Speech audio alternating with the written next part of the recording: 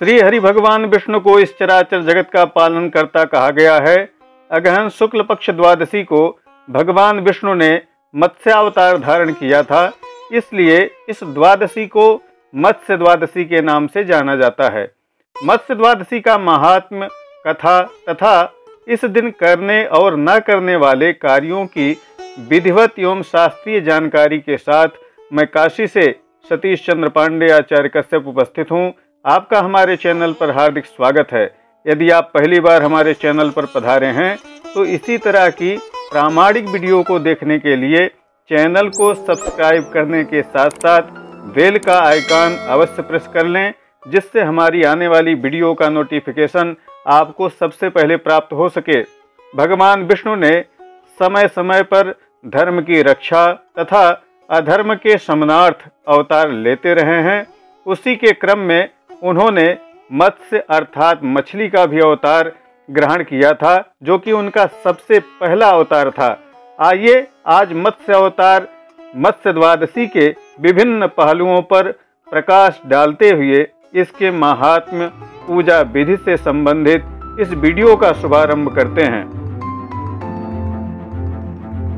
अगहन शुक्ल पक्ष द्वादशी की तिथि को मत्स्य द्वादशी के रूप में मनाया जाता है, क्योंकि इस दिन जगत पालन करता भगवान विष्णु ने मत्स्य अवतार ग्रहण किया था।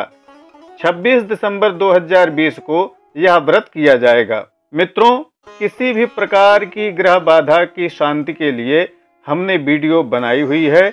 आई बटन में जाकर आप उसे अवश्य देख सकते हैं। आपके लिए वह अवश्य उपयोगी सिद्ध होगी। आइए सबसे पहले मत्स्य द्वादशी कथा महात्म्य के विषय में जान लेते हैं। मत्स्य अवतार भगवान विष्णु का प्रथम अवतार है। एक बार ब्रह्मा जी की असावधानी के कारण एक बहुत बड़े दैत्य ने वेदों को चुरा लिया। उस दैत्य का नाम हयग्रीव था। वेदों को चुरा लिए जाने के कारण ज्ञान लुप्त हो गया। चारों ओर अज्ञानता का अंधकार फैलने लगा और पाप तथा अधर्म का बोलबाला हो गया। तब भगवान विष्णु ने धर्म की रक्षा के लिए, वेदों की रक्षा के लिए मत्स्य रूप धारण करके हयग्रीव का वध किया और वेदों की रक्षा की। भगवान ने मत्स्य का रूप किस प्रकार धारण किया, इसकी विस्मयकारिणी कथा इस प्रकार कही गई है। कल्पांत के पूर्व एक पुण्यात्मा राजा तप कर रहे थे। राजा का नाम सत्यव्रत था। सत्यव्रत पुण्यात्मा तो थे ही, बड़े उदार हृदय वाले भी थे।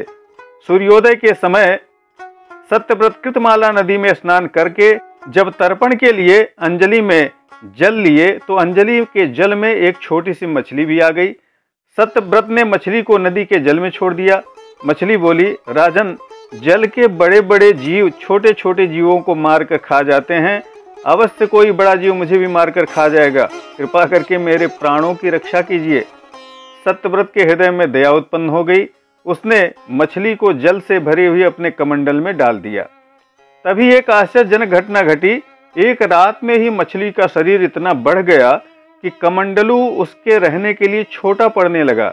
दूसरे दिन मछली सत्यव्रत से बोली, हे राजन, मेरे रहने के लिए कोई दूसरा स्थान ढूंढिए, क्योंकि मेरा शरीर बढ़ गया है। मुझे घूमने फिरने में बड़ा कष्ट हो रहा है। सत्यव्रत ने मछली को कमंडलू से निकालकर पानी से भरे हुए एक मटके में रख दिया। यहाँ भी मछली का शरीर रात भर में ही मटके के जितना बड़ा हो गया। मटका भी उसके रहने के लिए छोटा पड़ने लगा।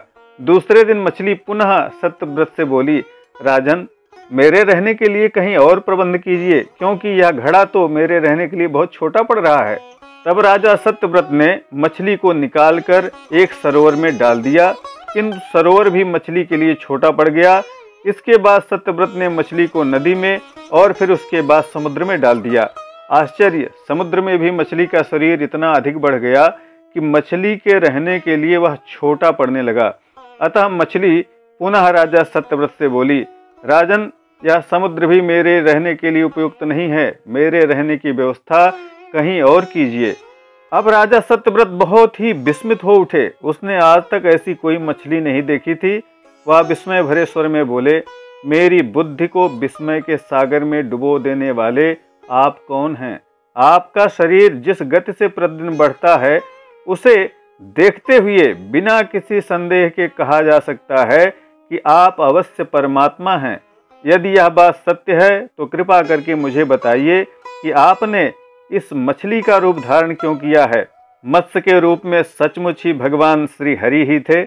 मत्स्य रूपधारी भगवान विष्णु ने उत्तर दिया, राजन, हयग्रीव नामक दैत्य ने वेदों को चुरा लिया है। जगत में चारों ओर अज्ञान और अधर्म का अंधकार फैला हुआ है। मैंने हयग्रीव को मारने के लिए ही मत्स्य का रूप धारण किया है।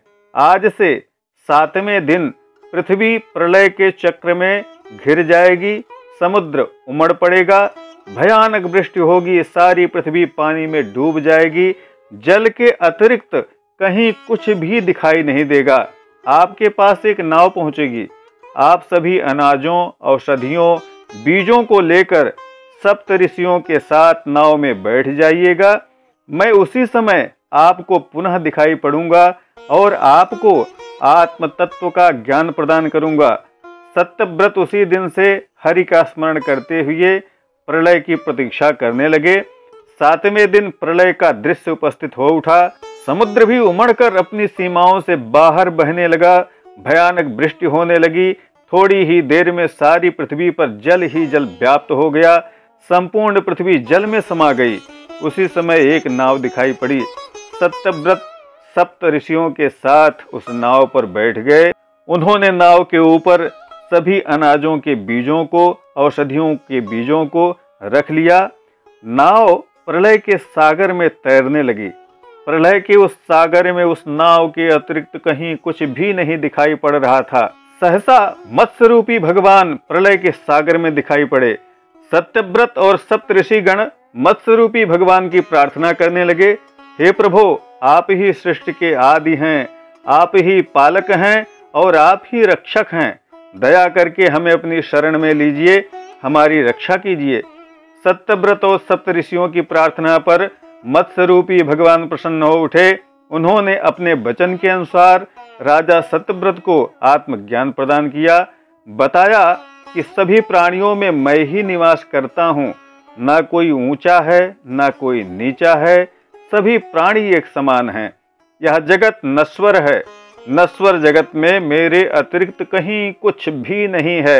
जो प्राणी मुझे सब में देखता हुआ जीवन व्यतीत करता है, वह अंत में मुझ में ही मिल जाता है। मत्स्य रूपी भगवान से आत्मज्ञान प्राप्त करके सत्यव्रत का जीवन धन्य हो उठा। वह जीते जी ही जीवन मुक्त हो गए। प्रलय का प्रकोप शांत होने पर मत्स्य रूपी भगवान ने हयग्रीव को मारकर उनसे वेदों को छुड़ाया। भगवान ने ब्रह्मा जी को पुनः वेदों को दे दिया। इस प्रकार भगवान ने मत्स्य रूप धारण करके वेदों का उद्धार तो किया ही, साथ ही संसार के प्राणियों का भी अमित कल्याण किया। भगवान विष्णु इसी प्रकार समय समय पर अवतरित होते हैं और सज्जनों तथा साधुओं का कल्याण करते हैं। भगवान विष्णु ने उस नाव को बासुकी सर्पराज की डोर बनाकर बांध लिया और खींचते हुए सुमेरु पर्वत की ओर प्रस्थान कर गए थे। रास्ते में उन्होंने सत्यव्रत को पूरे मत्स्य पुराण की कथा सुनाई, उन्हें आत्म तत्व का ज्ञान दिया। अब हम जानेंगे कि इस दिन हमें क्या करना चाहिए। सुबह ब्रह्म मुहूर्त में उठकर स्नान नित्य क्रिया से निवृत्त होकर भगवान विष्णु के इस व्रत का संकल्प करना चाहिए। भगवान विष्णु की स्नान, पाद्य अर्घ्य आचमनी, गंध पुष्प अक्षत धूप दीप नैवेद्य फल तांबूल दक्षिणा प्रदक्षिणा से पूजा करनी चाहिए। विधिवत उनकी आरती पुष्पांजलि करनी चाहिए। अखंड दीपक जलाना चाहिए। दिन भर निराहार फलाहार रह करके व्रत को धारण करना चाहिए। इस दिन चावल का प्रयोग न करें। इस दिन पूजन के समय भगवान विष्णु के मत्स्य रूपी अवतार का ध्यान करना चाहिए। ओम मत्स्य रूपाय नमः इस महामंत्र का जप करना चाहिए। मत्स्य द्वादशी के दिन यदि हो सके तो जलाशय में मछली को डालना चाहिए, मछलियों को चारा डालना चाहिए। और जो लोग भी मत्स्य भक्षी हैं, मछली खाते हों, उन्हें संकल्प पूर्वक इसी दिन से मछली खाना त्याग देना चाहिए। जी हाँ मित्रों, हमारे यहाँ जब हम यह जानते हैं कि यह विष्णु भगवान का एक अवतार है, तो मछली को हम सुख और समृद्धि का सूचक मानते हैं। पुराने लोग अपने प्रवेश के दरवाजे पर मछली के चित्र को अंकित करते थे, जो सुख संपदा और लक्ष्मी की सूचक होती हैं। लेकिन बहुत से मांसभक्षी लोग मत्स्यभक्षी लोग मछली को खाते हैं, जिसे किसी भी प्रकार से अच्छा नहीं कहा जा सकता। यदि हो सके, यदि आप में से कोई मत्स्यभक्षी हैं, मछली का भोजन करते हैं, तो कृपया इसी दिन से संकल्प पूर्वक मछली खाना त्याग दें। बोलिए ओम नमो भगवते वासुदेवाय। आज की वीडियो में बस इतना ही। वीडियो आपको कैसी लगी कमेंट करके जरूर बताइएगा। लाइक शेयर करना मत भूलिएगा। हमसे आप फेसबुक पेज, इंस्टाग्राम पर भी जुड़ सकते हैं। सबकी लिंक इस वीडियो के डिस्क्रिप्शन में आपको मिल जाएगी। शीघ्र अगली वीडियो में पुनः मुलाकात होगी। तब तक के लिए नमस्कार। जय विश्वनाथ।